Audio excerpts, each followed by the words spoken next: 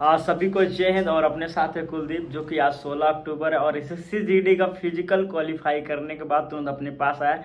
अभी आपको पूरी ग्राउंड जानकारी और कब आप एकेडमी ज्वाइन किया, सब कुछ आपको इस वीडियो के माध्यम से मिलेगा। तो सबसे पहले कुलदीप, कहाँ से हो? मैं सर फतेहपुर से हूँ। अच्छा। और मैं सबसे पहले कि मेरा आज तो फिजिकल था और उसके बाद मैं यहाँ जो मतलब कि जो मेरी तैयारी हुई थी यहीं से हुई थी, प्रयागराज फिजिकल एकेडमी से। और कब आए थे?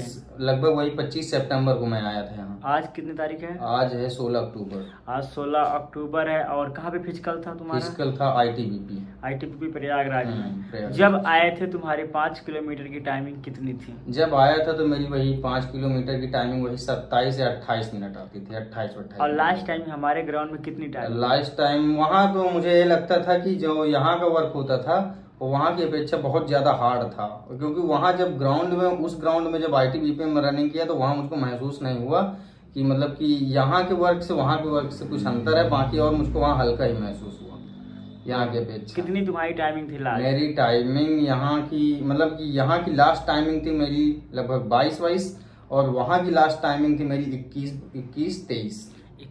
मतलब कि वहाँ भी 30 से 37, क्योंकि यहाँ का वर्क ज्यादा हार्ड था ना वहाँ तो जिन लोगों को भी, अगर मैं चाहता हूँ कि अगर जिन लोगों को भी अपना फिजिकल अच्छा करना है, और फिलहाल तो लगभग आपके पास टाइम बचा नहीं होगा, लेकिन अगर यूपी पुलिस का भी अभी है, अगर जीडी का भी बाकी है, लेकिन जिन लोगों को लगता है कि नहीं हो पाएगा वो लोग आके तुरंत संपर्क कर सकते हैं। और अभी बहुत कम टाइम बचा हुआ है, लेकिन बहुत कम टाइम में बहुत कुछ किया जा सकता है यहाँ हो भी रहा है। और ये हो भी रहा है क्योंकि मैंने कर दिखाया है।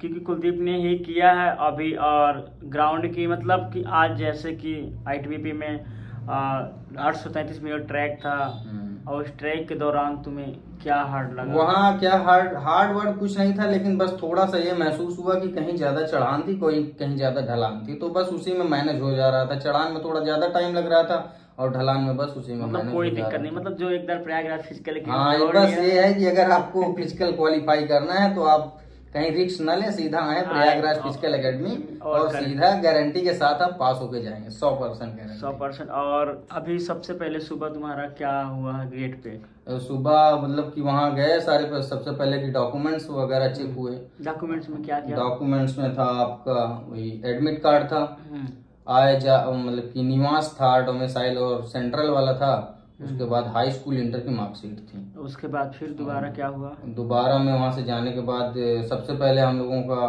मतलब कि चेकअप हुआ। क्या वहाँ कागज वागज चेक होने के बाद सारी चीज, हमारी हाइट चेक हुई। उसके बाद हाइट तुम्हारी कितनी थी?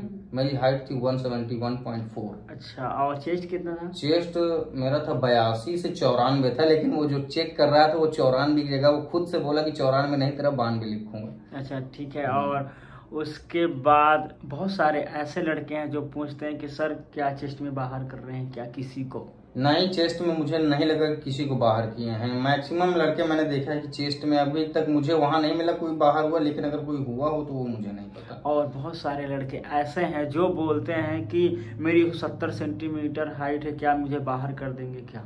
नहीं, मैं यहाँ जितनी हाइट नपवा के गया था उससे शायद है कि 1 भी सेंटीमीटर कम हाइट नहीं मेरी आई। वहाँ यहाँ भी एक 171.4 थी और वहाँ भी 171.4। तो मतलब हाइट वहाँ पे किसी को बाहर नहीं कर दी। अगर आपकी करेक्ट 170 सेंटीमीटर हाइट है तो कोई भी बाहर, हाँ कोई दिक्कत नहीं, आप आराम से हो सकते। तो सबसे पहले अब ये बताओ तुम्हारा बैच कितने का बना था? मेरा बैच बना था 40 लड़कों का, और वहाँ के जितने भी आर्मी अफसर थे वो खुद से बोले थे, आईटीबीपी में वो खुद से बोले थे कि आज तक का सबसे अच्छा बैच था। और 40 लड़कों में से 37 लड़कों ने फिजिकल पास किया। 40 लड़कों में 37 लड़कों ने फिजिकल पास किया।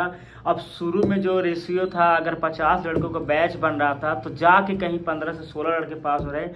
अभी लास्ट टाइम में 40 में 37 पास हो रहे हैं। मतलब कि बहुत ही बढ़िया, मतलब प्रैक्टिस हो गई। शुरू के दौरान में ये नहीं पता था कि वहाँ पे ट्रैक कैसा है, कितनी टाइमिंग होना चाहिए, तो इसलिए लड़कों को सब पता चल गया, उसी हिसाब से टाइमिंग करके जा रहे हैं और सबका फिजिकल क्वालिफाई।